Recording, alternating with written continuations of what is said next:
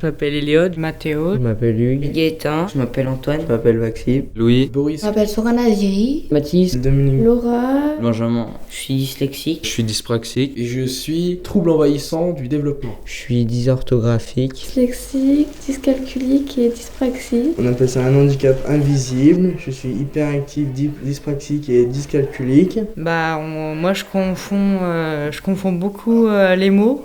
Je confonds les lettres quand on les écrit. Et des fois, ça m'arrive de lire par exemple un mot et de le confondre avec un autre truc.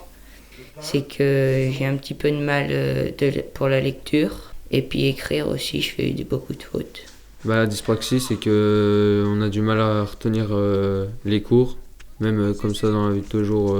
Par exemple, les maths, les tables et tout, j'y sais pas. Ouais, c'est ça, j'ai du mal à retenir les infos. Je suis dysorthographique. Au collège, j'avais des difficultés pour l'orthographe parce que je faisais beaucoup de fautes. Dyscalculique, c'est que j'arrive pas à calculer dans ma tête, il me faut toujours un outil dans les mains. Dans notre vie, quand on a cette dyslexie, c'est plus fatigant. On est plus fatigué par rapport aux autres quand il faut lire. On est plus lent. Quand je parle avec mes copains, je mets plus longtemps à exprimer ma phrase pour qu'elle soit correcte. Moi, j'ai des leçons, par exemple, où j'ai du mal à apprendre et les gens ne comprennent pas pourquoi. Ils pensent que je fais exprès de pas travailler alors que je travaille.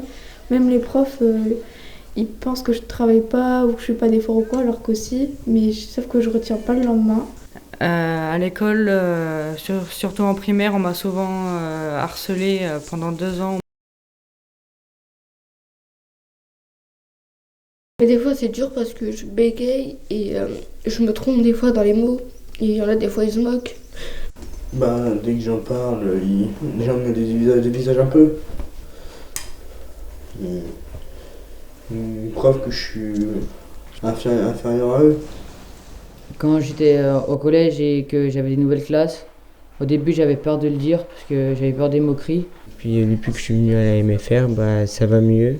Parce qu'on est plus sur notre dos, du coup, j'ai un peu moins de fautes.